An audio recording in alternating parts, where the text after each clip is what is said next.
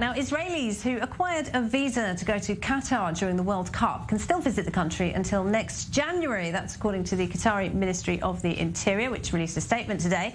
Qatar severed diplomatic ties with Israel back in 2009, but Doha issued special permits during the World Cup. Well, to talk more about that, we're joined in the studio by our senior correspondent, Owen Altman. And Owen, do we have any idea of just how many Israelis are likely to take up Qatar's offer on this? We don't know. About 30,000 Israelis, Laura, at least ahead of the World Cup, expected to go to Qatar. Important to emphasize, this was not an announcement targeted at Israelis. This was an announcement made to anyone from any country who got one of the special visas to go to that World Cup, that they will be able to go back to Qatar until that date in January 2024. But Israel was not excluded. And that's, of course, the news here, because, of course, generally speaking, Israeli passport holders cannot visit Qatar on their Israeli passports. And this is a chance for them to be able to do so, at least, of course, those who went to the World Cup. If they like Doha, well, they can go back for more, at least for the next year. Obviously, Qatar Airways is a major airline, not flying to Israel necessarily, but if people do find themselves going on Qatar Airways through Doha to someplace else,